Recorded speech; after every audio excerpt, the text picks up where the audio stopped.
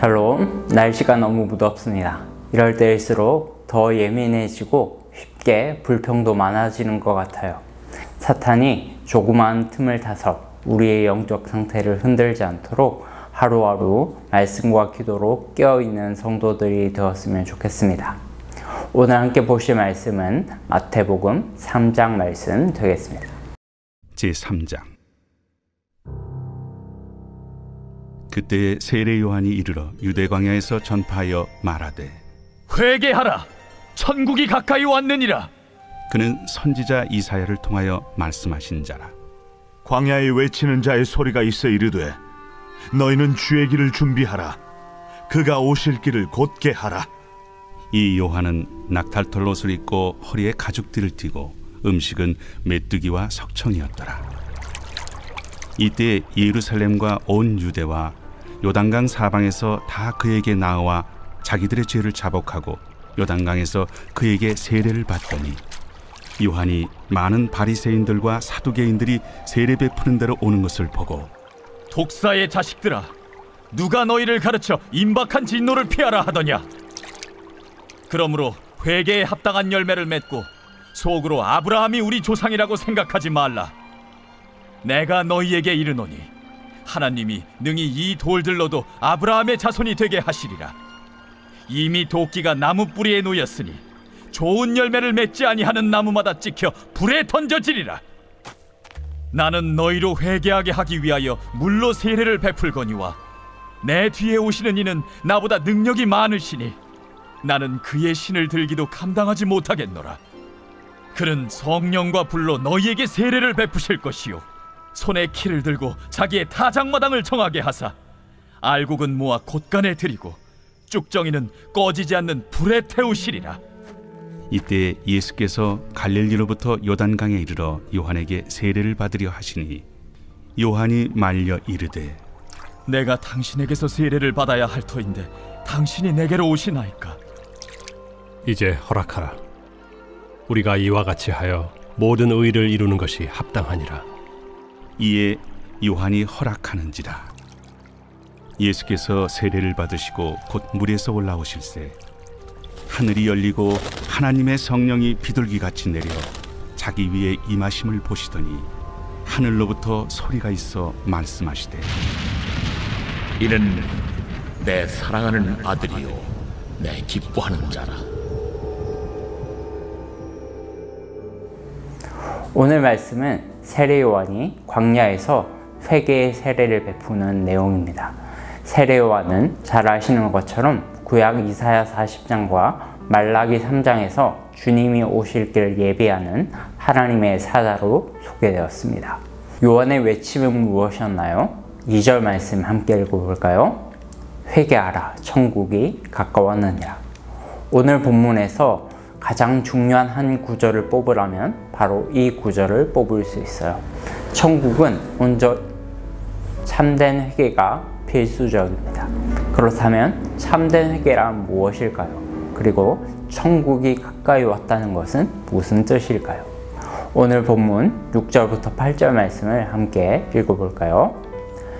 자기들의 죄를 자복하고 요단강에서 그에게 세례를 받더니 요한이 많은 바리새인들과 사두개인들이 세례 베푸는 대로 오는 것을 보고 이르되 독사의 자식들아, 누가 너희를 가르쳐 임박한 진노를 피하라 하더냐. 그러므로 회개에 합당한 열매를 맺고. 요한이 세례를 베풀자 많은 유대인들이 와서 세례를 받았습니다. 그들은 습관처럼 와서 죄를 자복하고 물세례를 받았어요. 그러나 요한은 그들을 독사의 자식들아 라고 아주 심하게 욕설을 하면서 회개에 합당한 열매를 맺을 것을 촉구했습니다. 이것을 통해서 우리는 회개의 참된 본질이 입으로 고백하는 것에 있는 것이 아니라 행동의 변화에 있다는 것을 알 수 있습니다. 사실 이것은 구약의 시대에서부터 하나님께서 이스라엘 백성들에게 끊임없이 요구하신 부분이죠.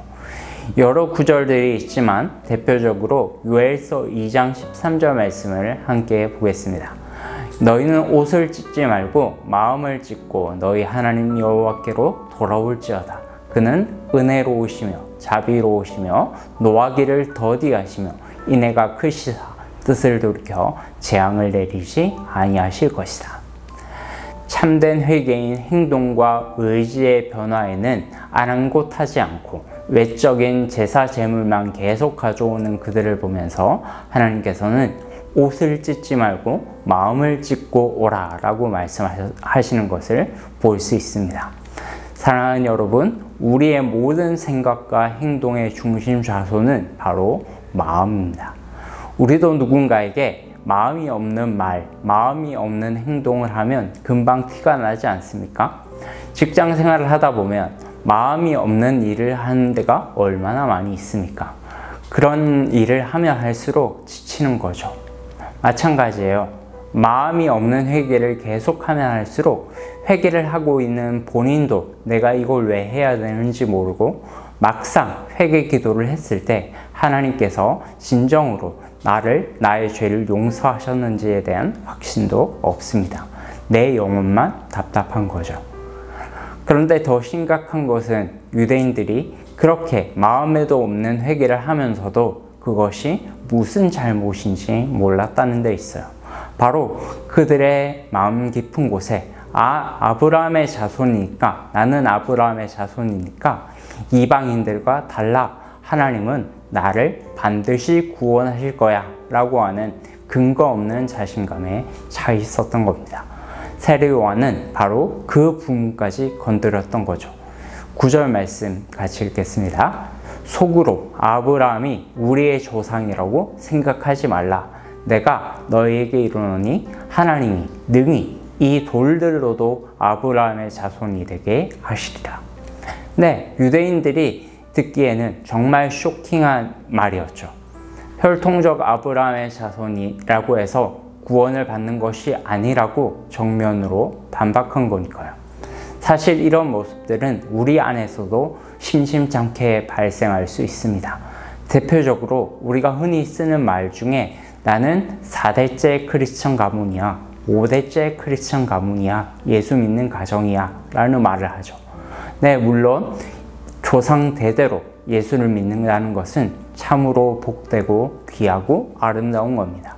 그러나 그것이 하나의 습관처럼 굳어져서 복음의 기쁨과 감격을 누리는 것이 아니라 단지 종교인의 행세를 하는 것으로 빠질 위험이 항상 있다는 것을 기억할 필요가 있습니다.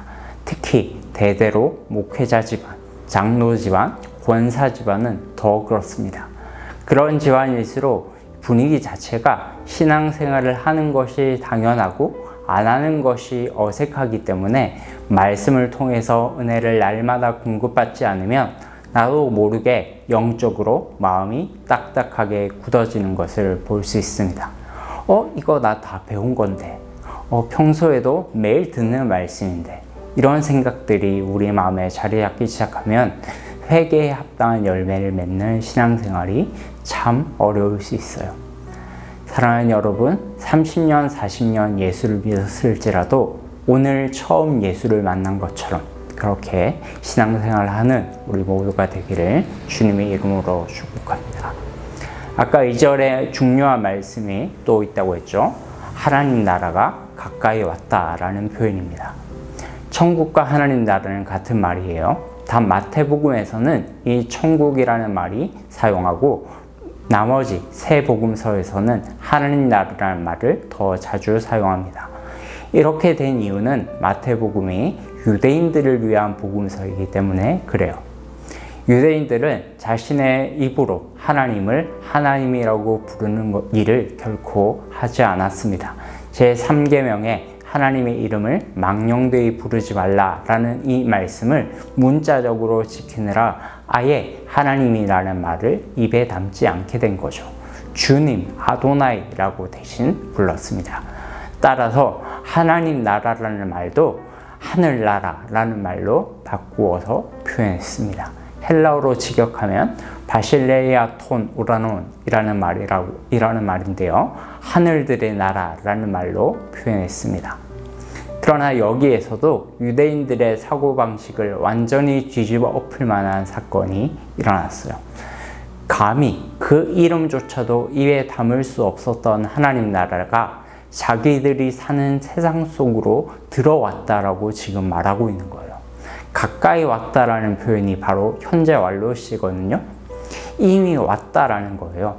여기서 성경이 말하는 중요한 하나님 나라의 개념이 드러나죠. 뭐죠? already but not yet. 이미 왔으나 아직 이루어지지 않았다라는 신학적 표현이 등장하게 된 거죠. 사랑하는 여러분, 구약에서 하나님 나라의 임함은 어떤 모습이었습니까? 그날은 심판의 날이요, 진노의 날이고 어둡고 캄캄한 날이다 라고 말했습니다. 바로 요한도 이 심판을 이야기하면서 회개를 선포했어요. 그러나 자신이 심판의 주체가 아니라고 말하죠. 심판을 행하시는 주체는 누구예요? 바로 예수 그리스도십니다. 11절 12절 말씀 같이 한번 읽어볼까요? 나는 너희로 회개하게 하기 위하여 물로 세례를 베풀거니와 내 뒤에 오시는 이는 나보다 더욱 능력이 많으시나니 나는 그의 신을 들기도 감당하지 못하겠노라. 그는 성령과 불로 너희에게 세례를 베푸실 것이요 손에 키를 들고 자기의 타작마당을 정하게 하사 알곡을 모아 곳간에 들이시고 쭉정이는 꺼지지 않는 불에 태우시리라. 그분은 물 세례가 아닌 성령과 불로 우리에게 세례를 베푸실 것이라고 말합니다. 그리고 자신의 타작마당을 깨끗하게 하는 농부처럼 알곡과 쭉정이를 구분하는 작업을 하실 거예요.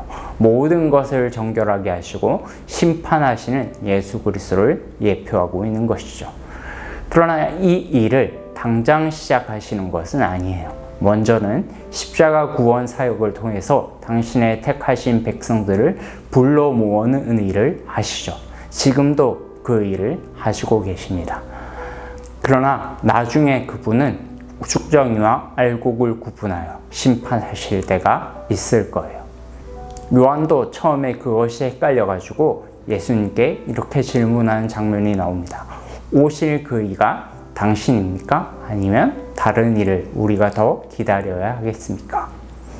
사랑하는 여러분, 예수 그리스도는 십자가 구속 사역을 통해서 하나님 나라를 이 땅으로 가지고 오셨습니다.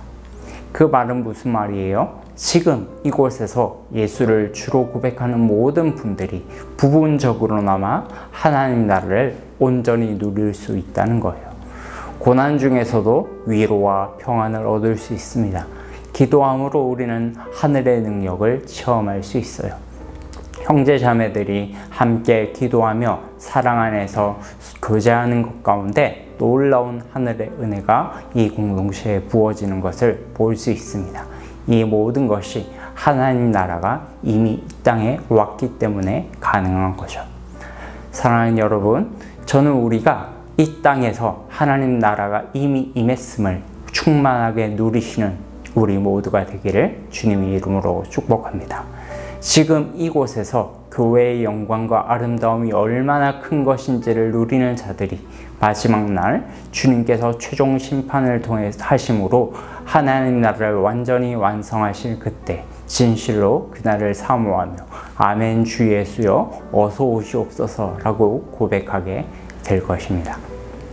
이 하나님 나라를 온전히 누리기 위한 가장 큰 전제 조건은 우리가 진실로 회개하며 그 회개에 합당한 열매를 맺는 거예요. 다른 사람에게 회개의 짐을 지우려 하지 말고 내가 먼저 회개합시다. 그러므로 이 서울중앙교회가 이미 임한 하나님 나라의 그 영광을 매주 누리는 공동체가 되기를 주님의 이름으로 축복합니다.